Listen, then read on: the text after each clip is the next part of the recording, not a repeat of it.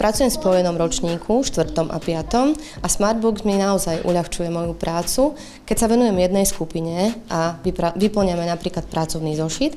Druhá skupina je pri tabuli a aktívne sama pracuje. Veľmi radi pracujú so Smartbooksom pri tabuli, pretože vlastne sa tak učia aj spolupráce, aj komunikácii, učia sa aj aktívne zapájať do jednotlivých úloh.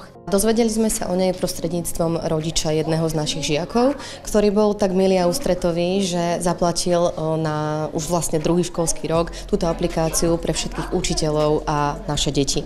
My aplikáciu Smartbooks využívame buď na začiatku hodiny ako motiváciu k novej téme učiva, alebo si ňou zopakujeme predchádzajúce učivo.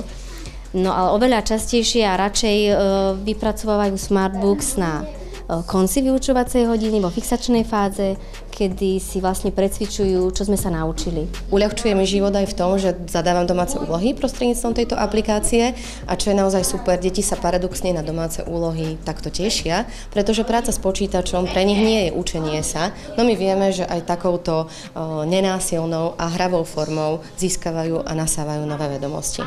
Mnoho z našich detí číta veľmi slabo, respektíve bez porozumenia, tak ďalším plusom je mikrofón, teda deti stlačia mikrofónik a úlohu si vypočujú. Využívanie Smartboxu by som chcela posunúť ďalej aj do ďalších špeciálnych škôl, pretože naozaj má to zmysel. My sme už aj boli v kontakte s nejakou základnou školou z Bratislavy, kde sme im to odporúčili a myslím si, že sa aj na to chytili a teda s týmto programom pracujú. A pokiaľ teda budú potrebovať niekto ďalšie usmernenia, myslím si, že vždy nájdú, či už u autorov, alebo môžu sa pýtať aj nás.